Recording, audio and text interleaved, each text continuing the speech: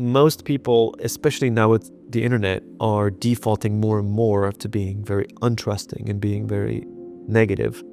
Okay, we were scared to go to this place, but we decided to go in saying, you know what, we're going to trust that something great is going to happen. And that requires trust, which is scary, but it's like it's an exercise. It is an exercise, right? Every episode that we film, every episode is an exercise of trust. Hi everyone. Welcome back. Welcome back. I still have some good butterflies, like starting this podcast. We just did a 2-minute meditation before starting and took like some deep breaths. So maybe you are tuning in as well. We should take a breath. I don't know, or not. Maybe you're thinking, I'm not taking a breath. Then you don't do it. How do you feel to take a breath right now, Thomas? Always a good idea. It is Always right. a good idea. Have you ever regret to take a breath? No. I think in life, everything moves so freaking fast. I think we need to learn to, I think every single person on earth right now needs to slow down a little bit, you know. I don't think we've ever, anyways, we're not going to open a can of worms there, but there's just so much input all the time. I think that our brains are begging us for some breaths. It is right, yeah. We often always do it right.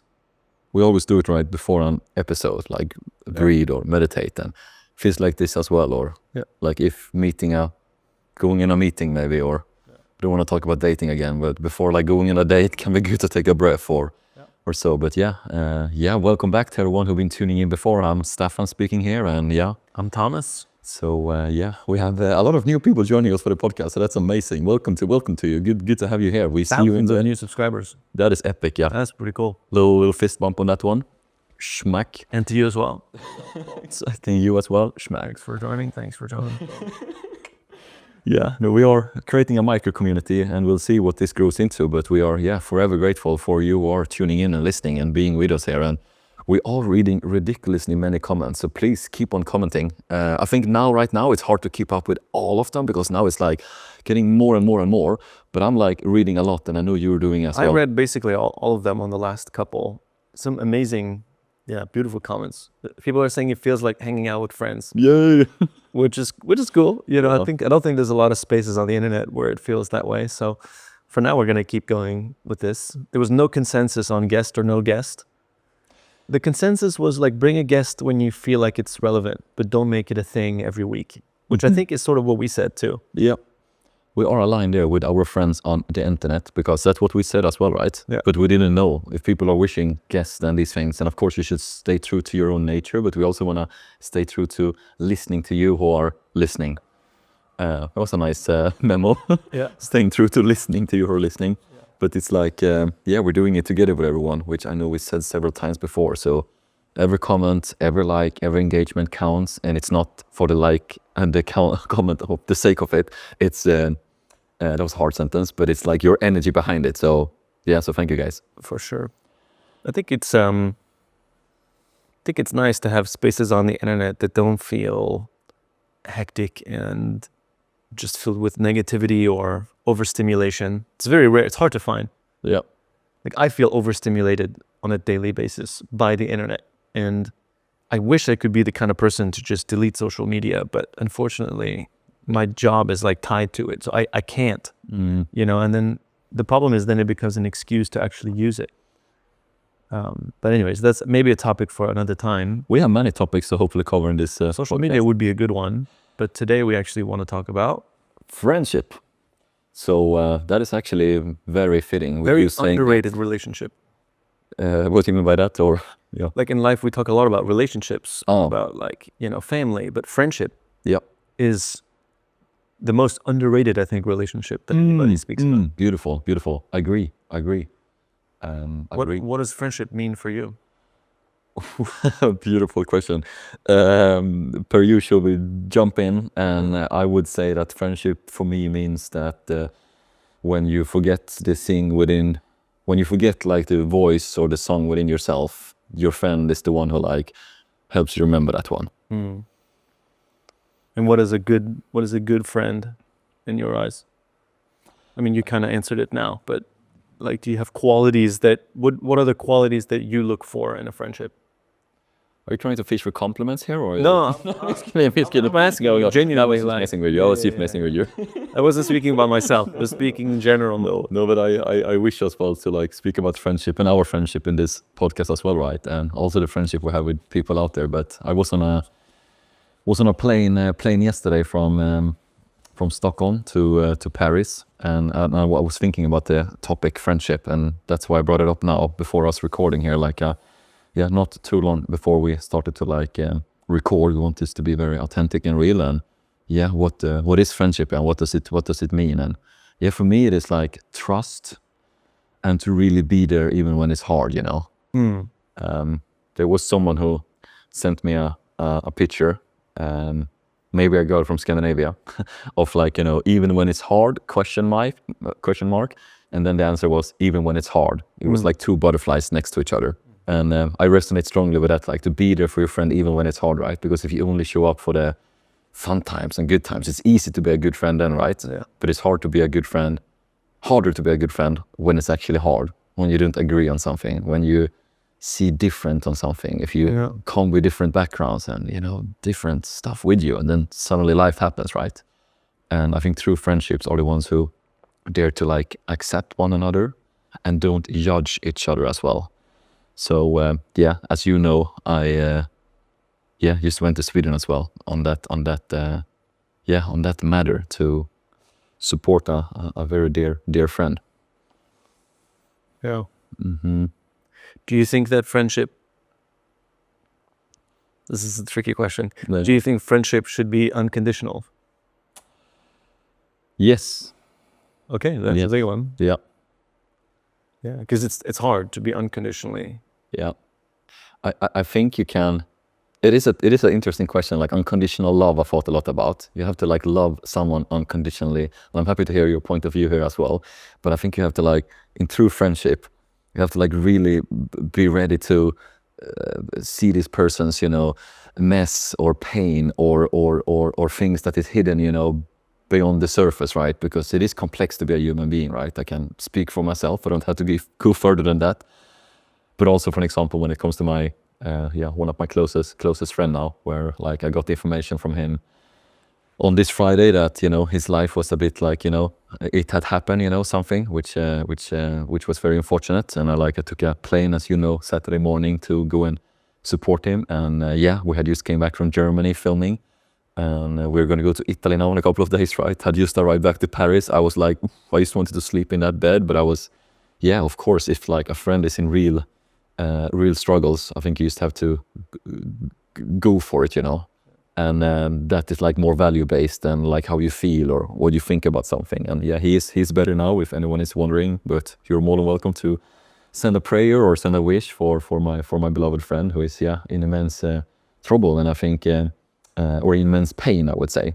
And I think many people can maybe be I can't speak about his specific situation now, but I think many people could judge things like that. And that's what I'm thinking about when you ask me about, unconditional, love or be there.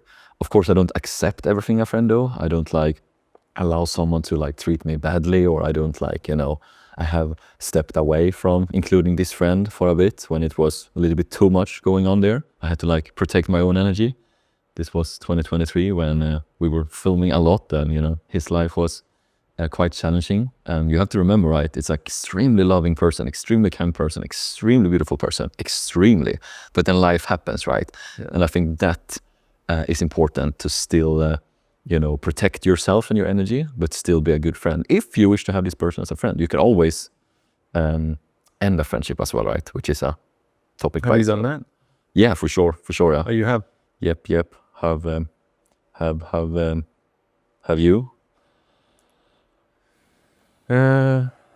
Sort of, yeah. Yeah, it sucks. It really sucks because it's you've done a lot of things together, but then either drifted apart, or I've had more drifting apart with friendships than endings of friendships. Just life taking us completely different directions. Yeah. And I had many friends that I drifted in different directions with that I've found myself back to. I've gone like this. I have some friends that I've had for my whole life, and we've gone like this. Mm-hmm. And sometimes when we're in the same, when we're in the same zone again. We're like, oh my God, because you know everything about each other, you know. And so I think I have a few friends, especially after my mom passed, that I've had for a very long time, who have known my mom for 30 years, you know, that I've sort of reconnected with a little bit. And it's nice to have the comfort to know that this person knows my mom. Like, it makes a huge difference for me. Like, every person now who knows who my mom was means so much more to me, because it's such a big part of me. And like, knowing that they know and they've seen her magic is like a way for me to feel like she's still alive, right? Like, we both know that she has existed, you know, she's real. She's not a part of my imagination, right? And damn, I did not mean to be crying on this. I'm crying now. That was very, very sweet described, and all tears are allowed. And yeah, man, you wanna put some more words to that about your beautiful mom and people that know her? And yeah, it's just, I think it just has become so much more meaningful to me. Yeah, there are, you know, friendships that you just, you grew apart and then you grow back together, right? And like, those waves, I think, are fine to embrace too, right? Like, you don't need to be friends with everyone all the time, right? yeah, I think some friendships are lifelong friendships, but that evolve and change over time. And you know, some of your best friends in life, maybe you haven't even met them yet, right? Like, it might be people that you meet later in life. Like, no, you have met. You have met. Like, late friendships. My mom, in the last few years of her life, made new friends, and she was so excited, like, because she was like, she hadn't made new friends, like genuine friends that she loved spending time with, in a long time. And unfortunately, she only had a few years with them, but they like freaking connected. And these people showed up for her also when she was sick, and it was like insane to see. And now the bond is like, I feel attached to them now as well. Yeah. Like, now I have a friendship with my mom's friends because of the friendship that they had, you know. Yeah. Beautiful. But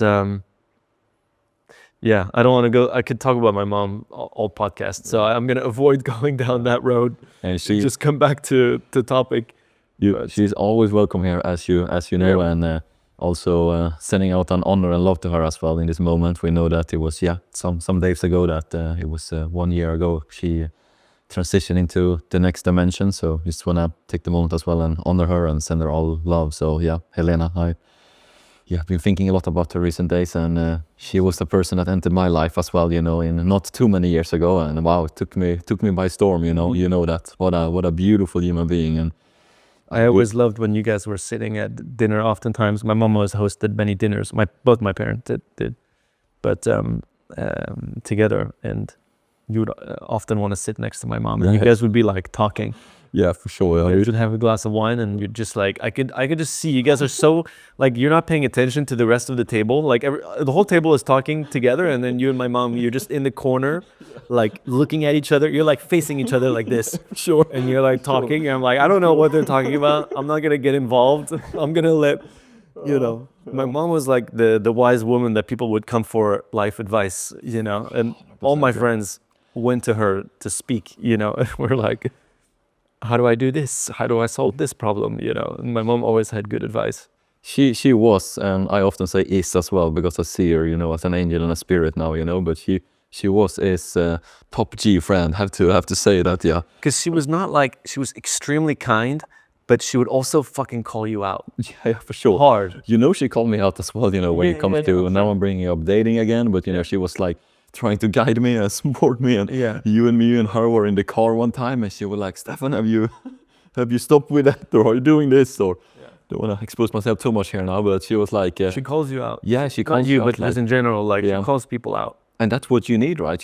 That's what I said before as well. Like, when you forgot the song within yourself, your friend is the one who sings it. It reminds you, like, that's your actually son. This is you, Staffan. And she could see people, right? And I think that's an equality as well when it comes to true friendship. Someone who actually sees when, okay, there's a little signal here now on Thomas that you're like drifting away, or that you're feeling, you know, low or whatsoever. And look at you and me, right? We are traveling many years during the year.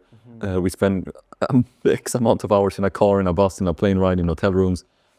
We can see on each other, right, when something is off and these things because we're very close, or I wish to think that we're close. Nobody's kidding.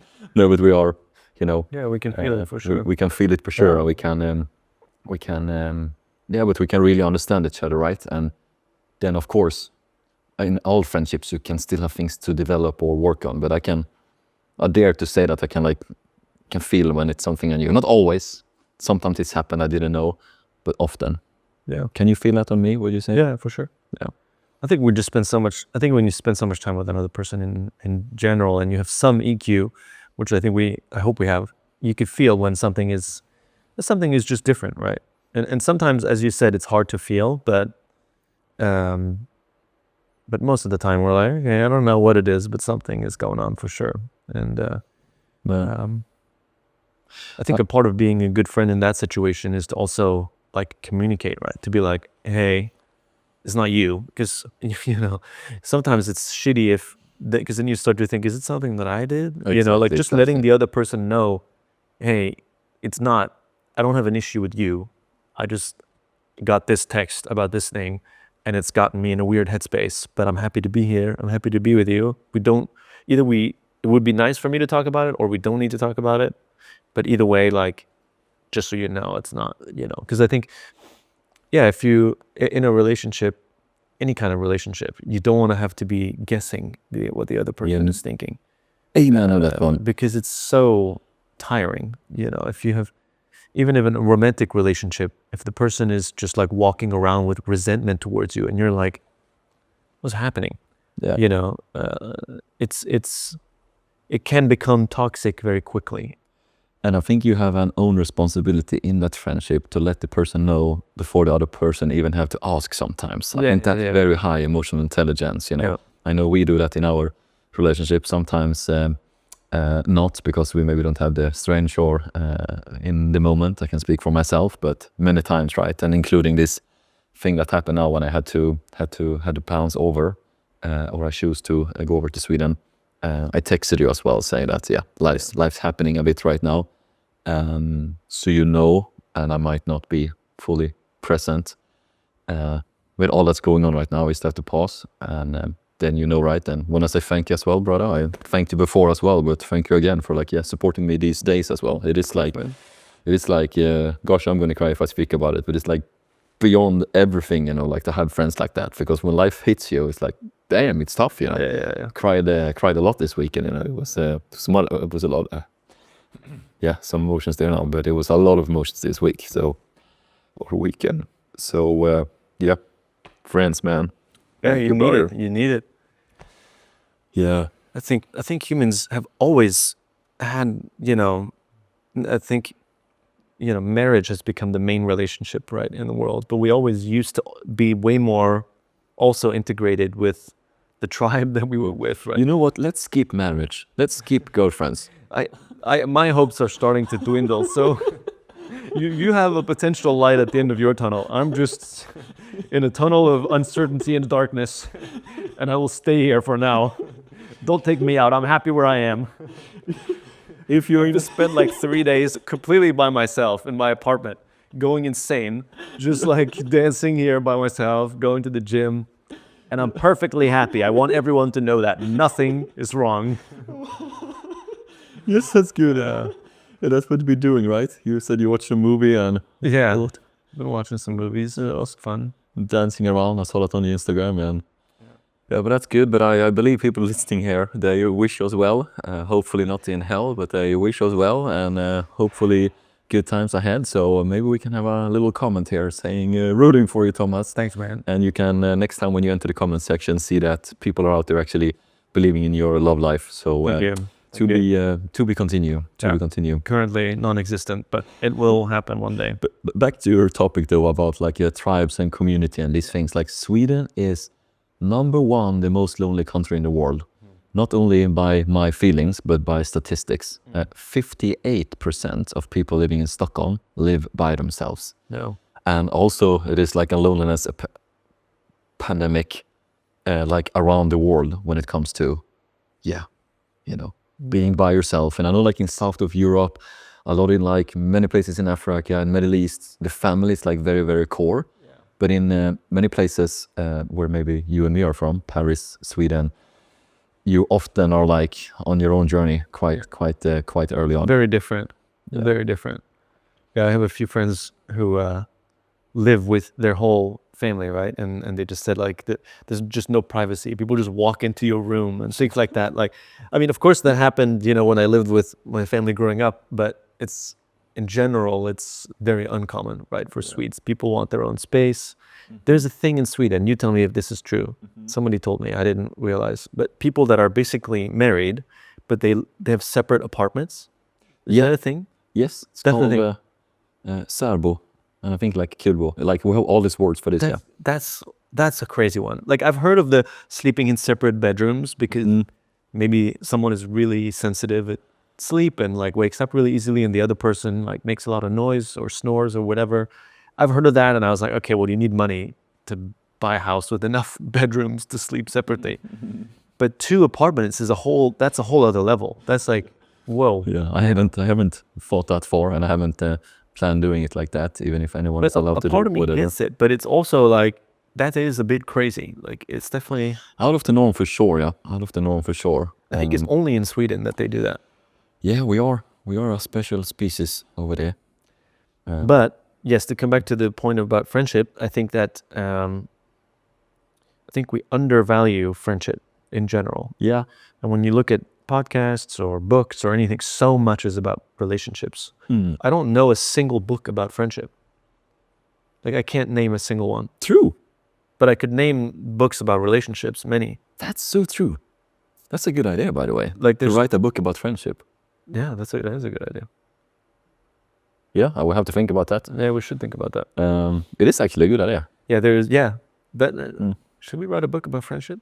We have things to say. Yeah, we have things to say. For sure. Because this episode could be hours long, right? Because we can talk about betrayal within friendship. We can talk about the ups and the downs, how you pursue, how you get friends. Like, we didn't say we have all the answers, but I know both you and me have reflected a lot on these topics, right? For sure. Where do we want to enter the conversation now, so to speak? Do we want to speak about... Well, I think in general, I hope that friendships become more valued for what they are, because in a way they're very unique, because family, you don't really choose your family. I mean, you don't choose your family, right? Your direct family, future partner, you do, but the family that you have it. But friendship is it's like, in a way it's very beautiful, because there's nothing to, it's only about that relationship, right? When you have a romantic relationship, you're building a family together. Like there's something that you're kind of getting from each other in a way. But friendship, it's just being together. Like that's the only thing you're getting from it. It's just you enjoy doing similar things, and you acknowledge that you would rather do it with this other person, and you do it together. Yeah. And so I've always had close friendships.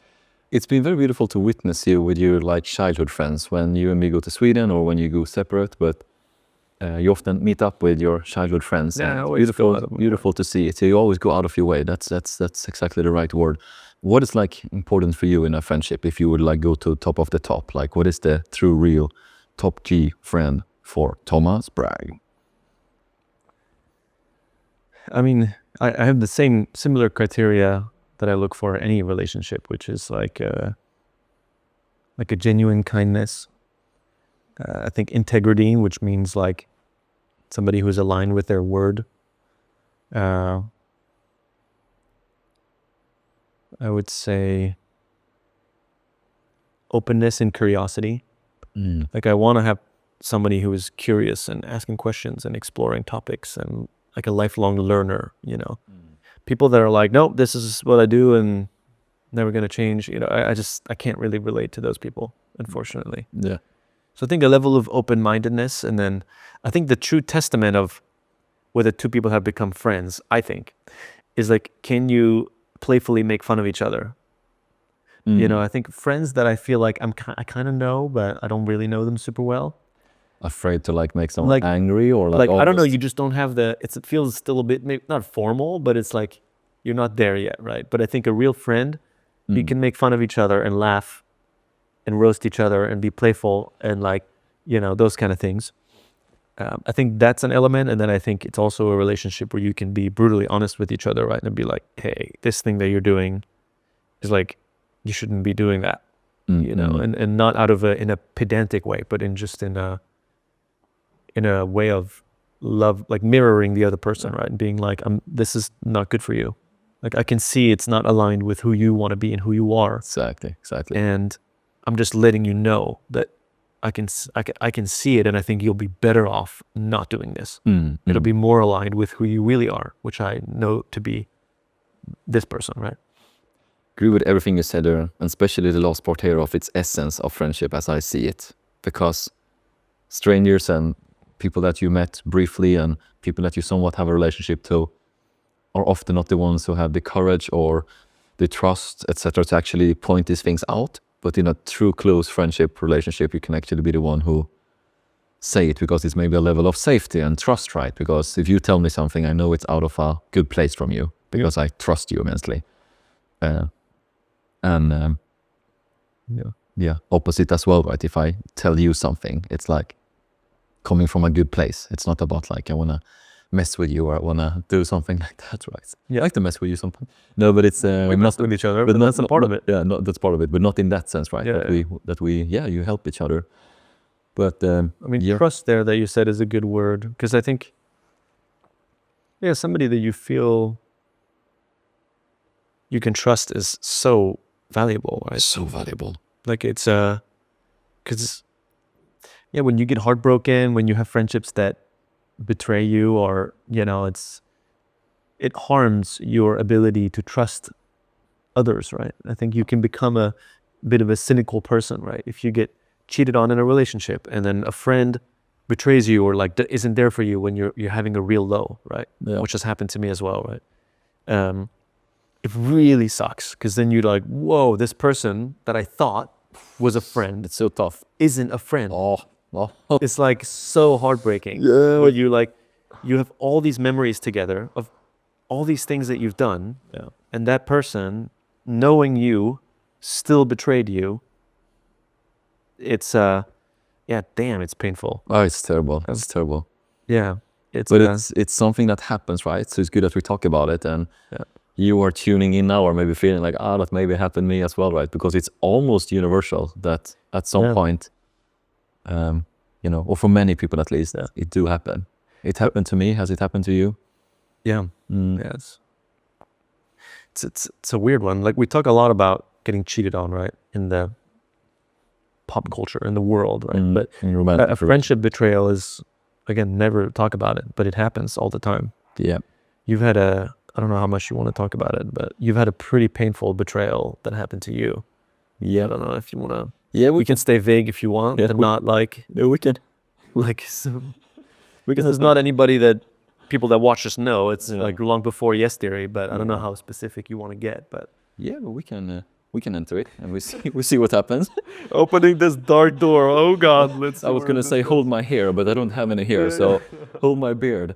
But it's very painful. Actually, like when we came back from Germany, I had an evening in the Yes house, was just sitting there by myself reflecting, and I cried a bit about it actually. And I told myself that there is still some unprocessed emotions connected to that situation. And this is 10 years ago, summer 2015.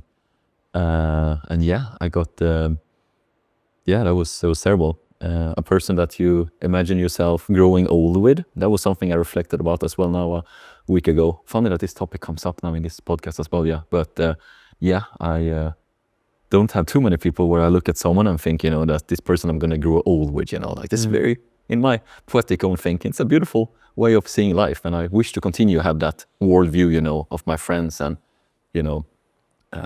partner or, family. And like I see, like we are doing this together, and he was one of very few that I saw like that. And also want to share a concept as well of when it comes to friends. I have like this concept of like 5 circles. The first circle, I write my own name in it. That's like Staffan. Second circle is the absolutely closest people in your life. The third circle is the ones that are next to the second circle, and then the fourth circle, and then the fifth circle. And then you can fit the whole world in there, because that's like That's like a world of friendships around you. So people are tuning in might find that helpful and useful to write your own little circle with yourself in the center, because that's your closest friend, yourself. That's what I imagine with this circle. And then the second circle is your closest. So I have this circle. I actually have it in an Excel document. And so this person, which circle was this person? He was in the second circle, like my closest circle. Yeah. Huh. So it was it destroyed me. Like I. And what happened? Like broadly. Yeah, I never ever. Like don't need to go into details, but like what was it exact? Like what was the issue that led to the ultimate? First time like speaking about it, but I'll open up a bit about it for sure. So I started an NGO 2012. I signed the paper of having an NGO that was doing inspirational meetups for young people, summer programs for high school students, annual 5-day programs for people to try their entrepreneurial spirit. And I was the one who was the one leading, inspiration and inspiring people to follow their dreams and challenge the fears, like exactly the same as Yes Theory, which is so beautiful that we found each other some years later. But at this point I was doing it full on in an own NGO and had my dreams to take this globally as well, which is absolutely wild, and I told you I had my dreams of doing this internationally and so, but I was doing that full on, and I brought this person into this project as well, and he did great things in many ways, but I have a bit hard time to speak about it, but 2015 we didn't agree on everything, and he contributed in a lot of hard skills, I would say. I don't know if people relate to this listening, but he was like very, very practical and very those kind of qualities, which is so important, right? When you build stuff and do stuff. And I was more, as people know me maybe, like soft, and I brought people together and had beautiful gifts that I doubted in the moment as well, because, you can become crazy sometimes if someone doesn't maybe, mirror you. And also if you have a low self-esteem that I definitely had at this point. But he, I think you say in English, outmaneuvered. Is that how you say it? Yeah. Yes, he outmaneuvered me 2015 in a very, less fun way. Yeah. But what do you mean by outmaneuvered? Like what happened? So. Do you mind saying it? No, it's tough. Yeah. But it's, it's a bit emotional to speak about it. But we don't have to talk about it if you don't want to, but I'm here to. Yeah, thank you, man. You got it. Yeah, no, but I was sitting. Look at you now, man. Yeah, look at you now, man. You're way past this. Yeah, I am, and I am. But it's shit. Yeah. Still there, so I really want to heal that part within me, But I can feel that it's still a bit of a wound. Yeah. Past experiences, I see them either as scars or wounds. A scar is when you heal it, and it's like a memory, but it's still a bit of a wound. I think I actually need to meet him and and speak to him. Yeah. But when you run an NGO and you don't have too many contracts and things that is regulating things and these things, so that's what I mean by that. So it was a meeting with me, him, and one more person that was kind of our mentor, and he had prepared a master plan whatsoever, and it was just awful. And my first time ever speaking about this, but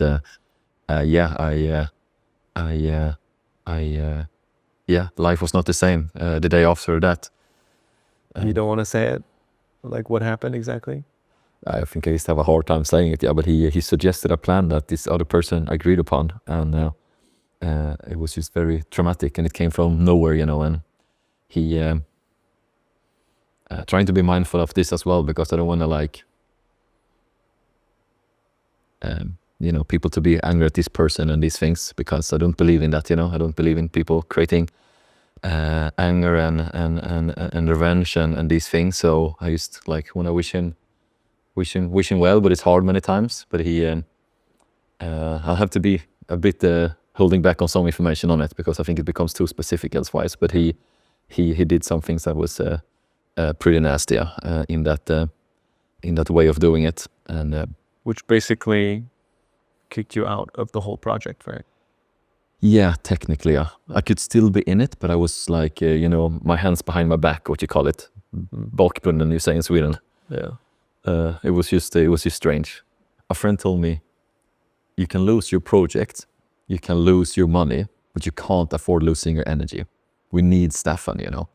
And when he said that, I said that's true, yeah. So I packed my bag. 2-3 months later, I moved to Stockholm. I wrote a post on Facebook, which is still up, you know, like I'm moving to Stockholm, full on following my dream as a public speaker and professional dreamer that I was doing, you know. But it was was alone the road. Maybe I can say it. I mean, I don't know all the we've talked about this privately, but he basically like totally fucked you over. Yeah.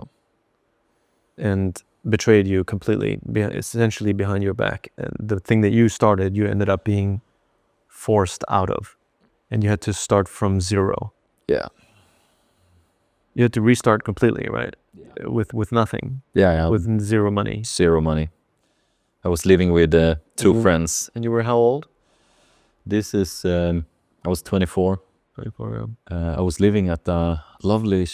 full restart. Yeah, it was a full restart. I was living with a lovely family from Sri Lanka, like 1 hour outside of Stockholm. I don't know if I ever told you that, but we were 3 people living in the same apartment. And it was cheap rent, which was very nice. The family from Sri Lanka was very friendly. And there I was living in a room that was also cold. There was no heating. It was freezing, and moved up there. And it took me 1 hour from my door into Stockholm Centrum. So I didn't even live in Stockholm, you know, but I moved up to Stockholm and I did this post and I was like following my dream. And I said, Martin Luther King didn't say, I have a plan. He said, I have a dream. And then, there you go. Then I moved up there, but it was for sure. I'm happy to like one day full on like tell this story, you know, in maybe a documentary or something like that. You know, I know we've been speaking about that, but yeah, it was my first time actually speaking about it now. So thank you for people listening. But the point being that friendships can be painful too, right? Like and thanks for listening on this one. Yeah, but it's. And it gave me trust issues, just to say. It full on gave me trust issues, and I had to work on that. And I healed a lot of it, but for sure it gave me trust issues. I think most people can probably relate to that. Yeah. Just the feeling of, I think everyone at some point in their life gets betrayed, and it sort of kills your innocence. like definitely I've also had my innocence be like ripped out of me, where you're like, oh, okay, you can't just... You cannot just trust everyone openly. Yeah. You know, you I like to be very trusting, you know. I default to believing in the good in people. But Same. The problem is then you obviously are very vulnerable to getting screwed over, or having people betray you, or having, you know, people do shitty things to you. But that's the price that you pay for being an optimist in a way. I think it's easier to be a pessimist. Yeah, for sure. It's much easier, because then you can just walk around and like be upset, you know, not trust anyone, and then it can only be, then everything is just a positive surprise, right? But that's it requires less courage, I think. Pessimists, I think, are overly promoted in our culture. I agree. I think that we like assume that when somebody is a pessimist and they're like everything is terrible, we think that they're more intelligent than the person who is like believing that, oh, things can be good, you know, like things can change. It's not as bad as we think. We look at that person and we're like, this person's an idiot. Does he not look around? Does he not see all the problems? You know. But the pessimist who is saying like everything is horrible, we're like, that's an intelligent person. They like know what's going on. So I think most people, especially now with the internet, are defaulting more and more to being very untrusting and being very negative, which is not a great thing, I think, overall for society and for people's well-being.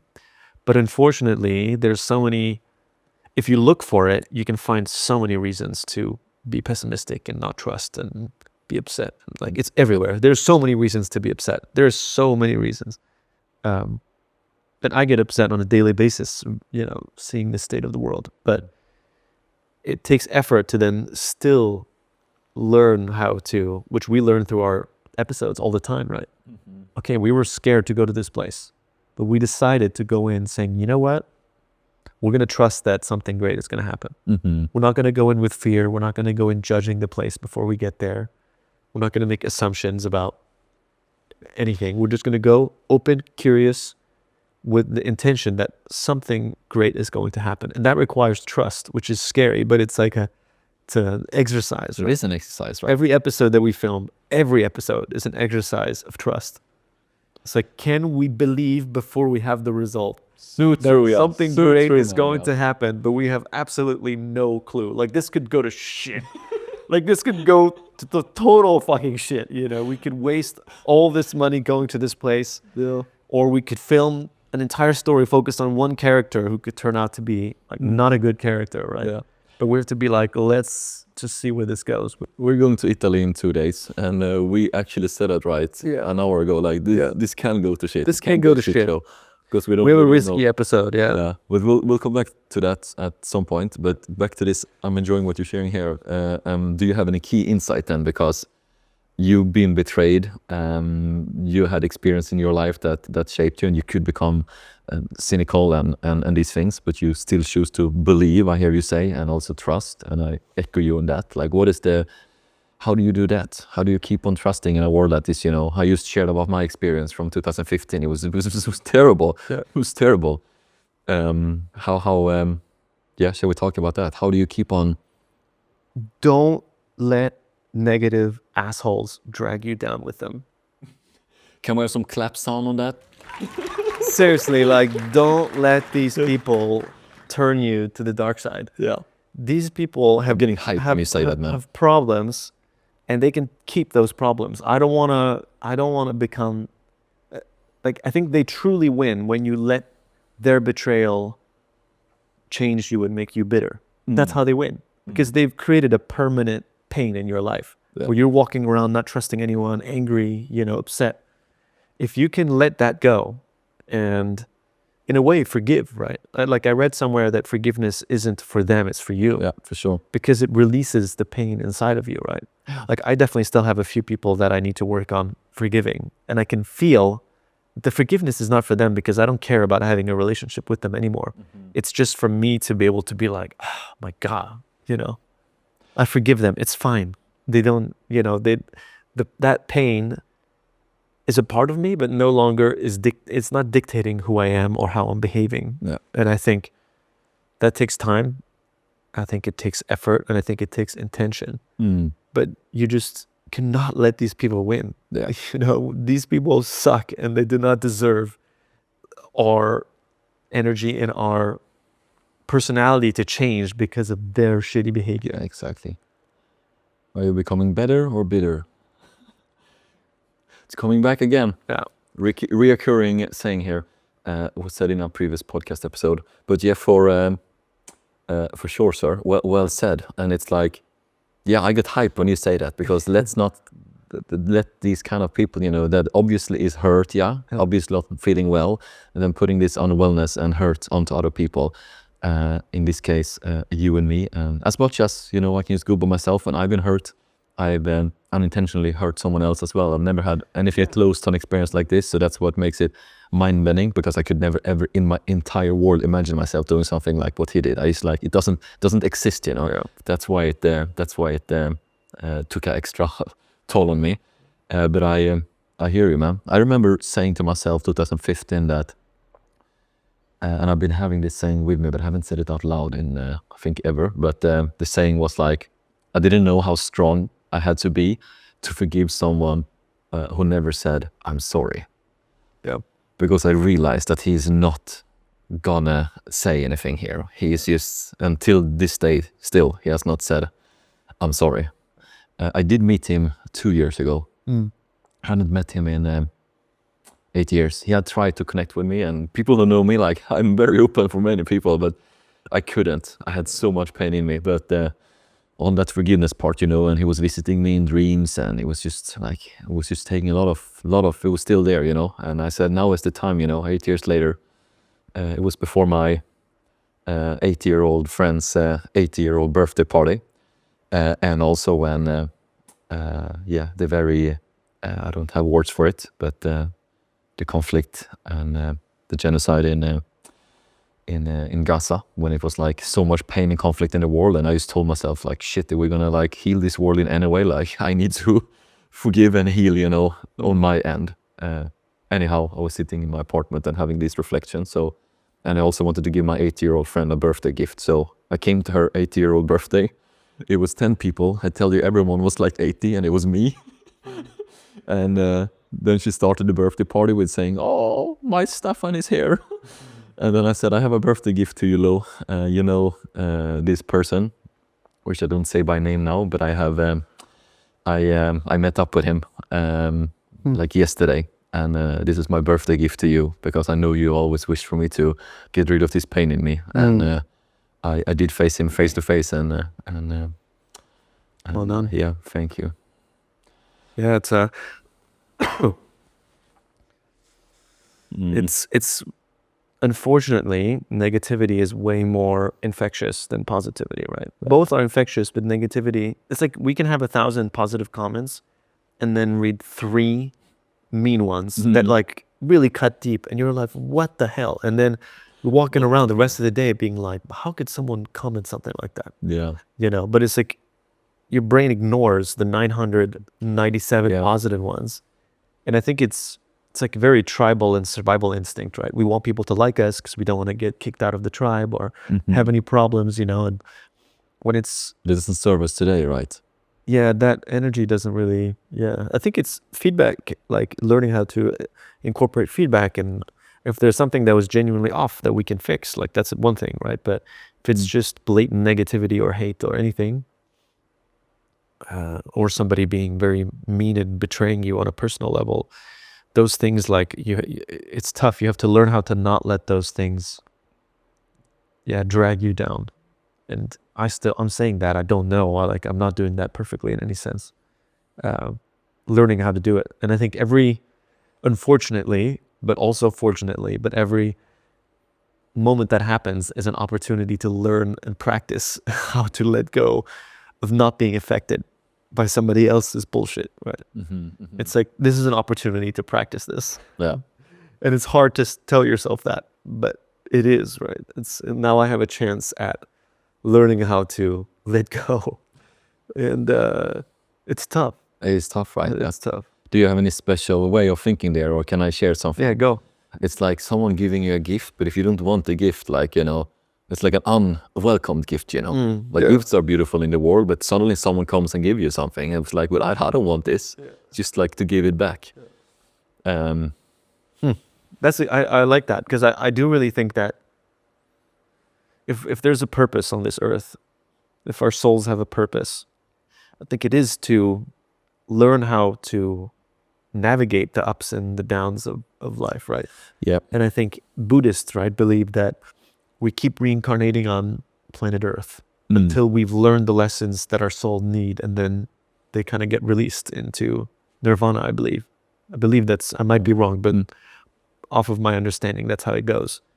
And so out of that belief, a negative relationship like that is meant to teach you something that your soul needs to process to then ultimately release, right? And learn how to do what it needs to do, which is enlightenment, which is to not be, get pulled in by this negativity and get dragged down with them, but instead learning how to navigate it emotionally, distancing, but also accepting and, forgiving. And that's the practice, the Buddhist belief, right? And until your souls learn the lessons that it needs to learn, you're going to keep coming back down. Here it is again. It's going to keep sending you down, but now you're a new person in a different place, but you're going to meet similar challenges because your soul still hasn't learned how to forgive, how to, be present despite. That's what they believe in. I like that way of thinking. Yeah, I was just going to say, what do you think about that? Yeah, I like that. Yeah, sometimes I do think about it as like, what is this relationship trying to teach me that my soul needs to learn how to do that I don't know how to do yet, right? Someone is sent out on a little mission to... Yeah, like how do you forgive someone who openly disrespected you, right?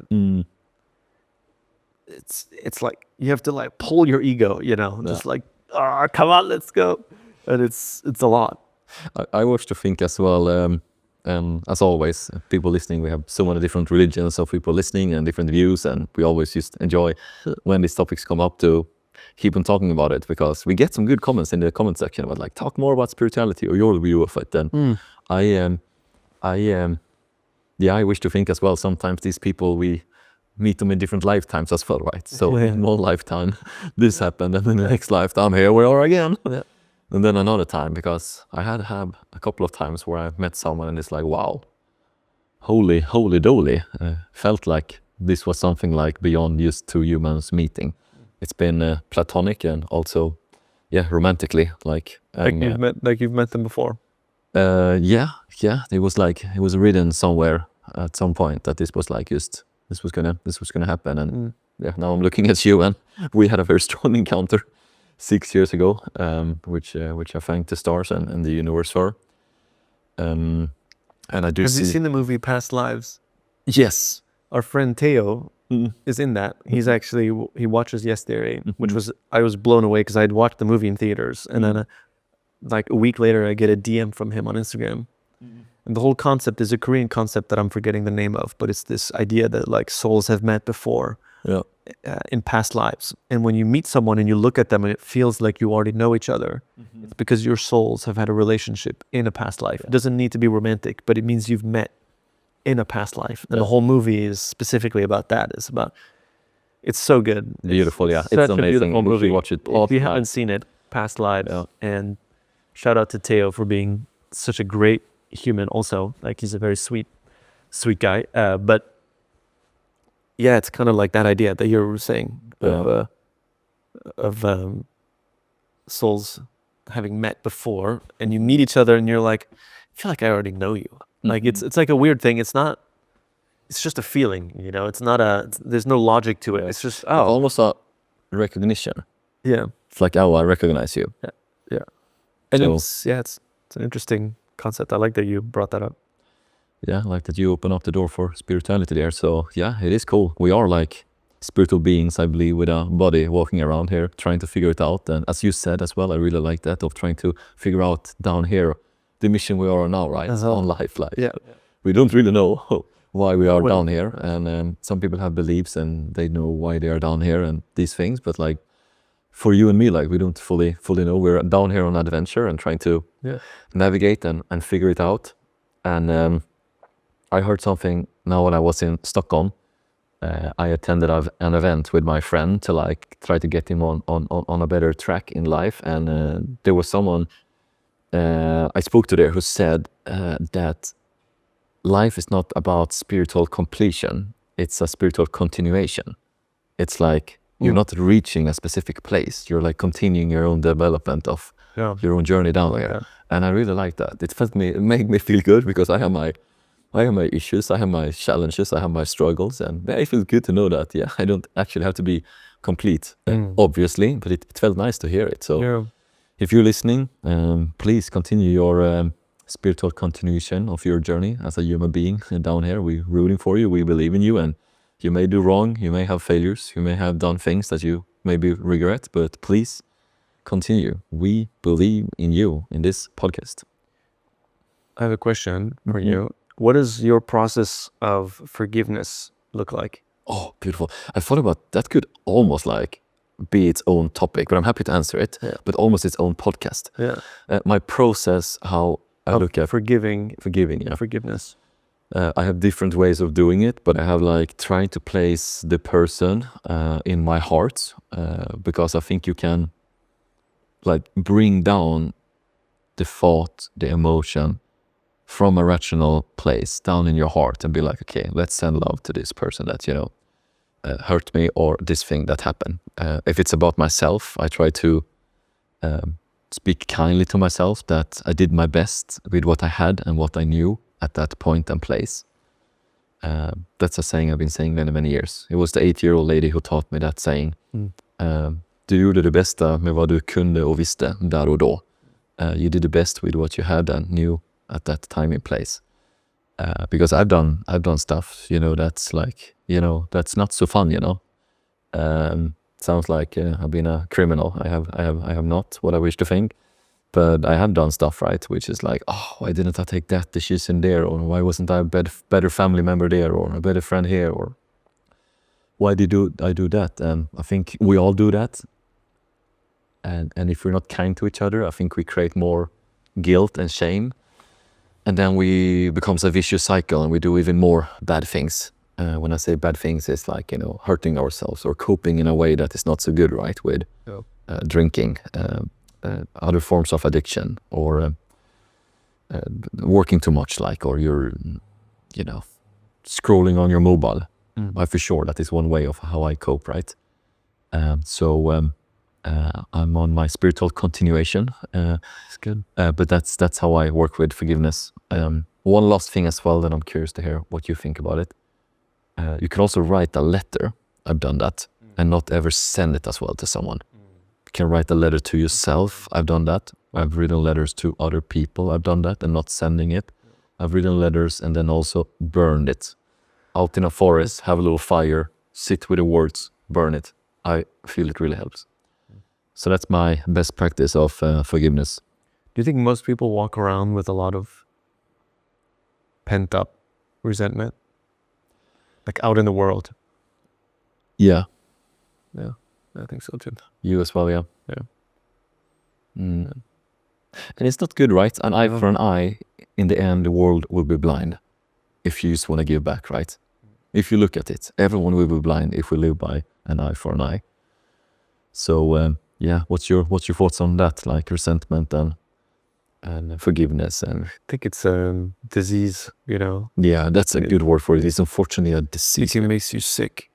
I really think it makes you sick, because I think it burns. It's weirdly satisfying to resent somebody too. It's like, oh, I fucking hate that person. Like they fucking betrayed me. How can they? I'm gonna be great to prove to them that I'm worthy. Like it's like this like, oh fuck. And the thing is, the annoying thing is, it has actually, like being betrayed by people has served as like a really powerful motivation for me too.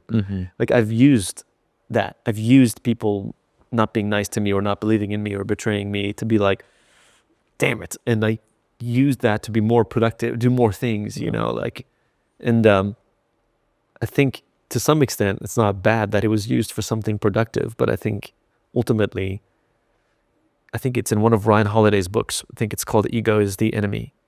Ryan Holiday's a pretty great author. He writes about stoicism. And in that book, he says, if you basically operate fueling yourself through resentment, one day you're going to run out of people to resent, and the only one left is going to be yourself. Oh, boom, mic drop. And I remember reading that and being like, oh man, I gotta stop doing this. I gotta stop like holding on to resentment to use it as motivation. I gotta like find healthier motivation that is driven by love and positive energy, because it's so much more freeing actually. But I think after a while, if you get used to using anger as a way to be motivated, you think that you need it to do everything that you do, but you don't. It's a myth. Like you can, I've had so much greater motivation driven by love and joy and creativity and curiosity, more than being driven by proving somebody that I'm not what they think I am, right? Yeah. Because this is ultimately what I realized actually was achieving the things that I thought I was doing to prove to myself that I wasn't what they thought. When I got there, I was like, what am I doing? It's like, it feels empty achieving those things. Yeah. Like it doesn't feel good. And then you just end up ultimately realizing that what you were trying to do was fill a void of self-esteem that was put into question by that person's behavior. But if you're able to do what you do out of a place of, actually positive self-esteem towards yourself, being like, I want to live up to my own potential because I know that I'm capable of more than what I'm doing today. Yeah. And I know that I want to have great relationships because I know that I am worthy of having great relationships. This place is a much healthier, For sure. because you're not coming out of a place of scarcity. So I've had to learn how to shift that, and I don't think I'm there at 100%. Sometimes I can fall back to old ways, but I think for the most part, I would like to think that I'm more driven by positive things now. But of course, it happens that.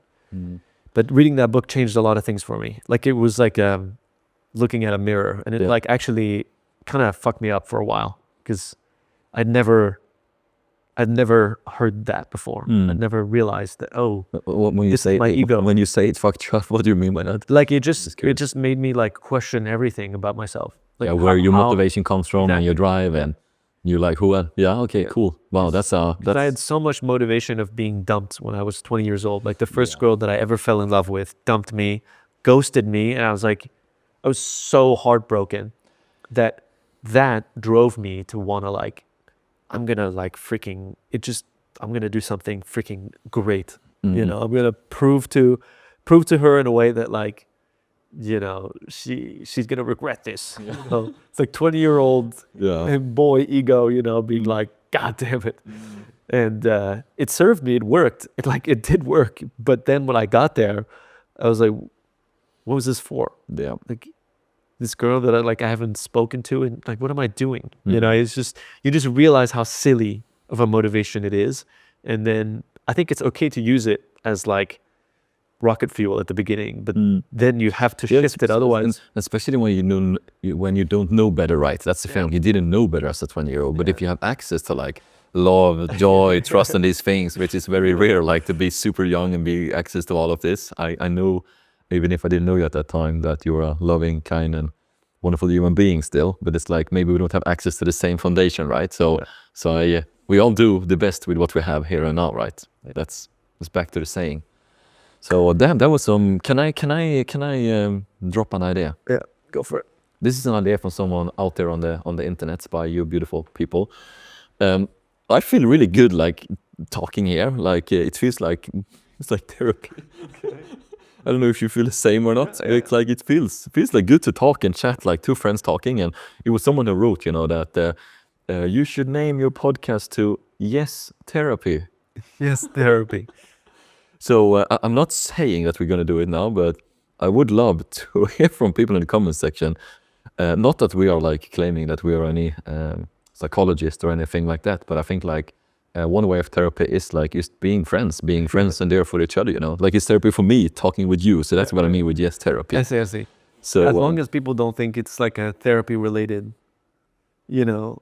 But I'm not against it, but I'm just saying like we should like see what do people that don't know what Yes Theory is think when they hear that name. Yeah, Yes Therapy. Yeah. Because it's Yes Theory and then it's Yes Therapy. Yeah. Yes Therapy. So maybe please in the comment section, this is someone from the comment section, so I'm gonna find that comment as well and thank you as well. And then let people I was not even ready to say this now. I just came out of me as many times. I think we should keep exploring things. Yeah. This podcast is an evolving project that we're figuring out what it is. But so far, I'm enjoying it. Me too. It's so much fun. Yeah. Some butterflies in the beginning, then we go, and then we're just sitting here, you and me, and Mr. X and Mr. Y. Someone named you Mr. Y. Oh, so that's cool. Yeah, I like that. Yeah, cool. Do we have a prompt for this week potentially? Yes, a prompt. It could be either about like forgiveness, right, or like friendship. Yeah. I really liked what we entered here when it came to forgiveness and resentment and so. But also when it comes to friendship, it's like, what do we? Yeah, it's as such. I think the topic of forgiveness is quite powerful. Is there somebody in your life that you feel you would like to forgive for your own sake? You know, and just let go of the weight that they've been putting on your shoulders from whatever happened between you and that person. And if you don't want to like, you know, describe exactly what it is, maybe just say, yes, I have to forgive someone. Just by like putting it out there, I think is powerful in itself. So yeah, and if you don't wish or can right now, just place it maybe down in your heart. Take one elevator down and say to yourself, yeah, I do, yeah. And then maybe... definitely... It's a good one. It's reminded me of that. And there's definitely a person I would like to just like let go of the resentment towards. You can say it to me now. It's all good. Just expose them. No, me. It was me, right? So luckily it was not you. But yeah. But let's we can talk more about that as well. We can rooting for you on that, and definitely for me as well when it comes to this person I met 2 years ago. But I did realize a week ago that I probably have to meet him again. I just say more things to like, you know, hopefully heal it a bit more. So yeah, welcome to unofficially Yes Therapy. Hope you had a good session with us here today. Remember to subscribe. It like makes a huge difference. We were brainstorming how we're going to expand this podcast and continue doing it next year. And when you leave a like and a comment, for you, it's like 30 seconds. But for us, it indicates that people want to see more of this. It tells the algorithm, hey, we like this. And especially if you're here until the end, you are the one keeping this podcast like going, because you're driving up the watch time. It's communicating to us that, okay, we're on the right track. So yeah, please, if you enjoy it, support it in whatever way you can, subscribing, liking, commenting. And yeah, that's the whole for now, basically. Love you deeply. Love you a lot. And next week will be episode 10. yeah. And that's as far as most podcasts make it. So if we pass episode 10, we're better than the average podcast. So that's good. So far, we're still below average, but 2 weeks from now, we'll be above. That's another name, below average podcast. No, above average podcast. Welcome back to the above average podcast. Yeah, exactly. Yeah. Okay, on that note, see you next Sunday. See ya.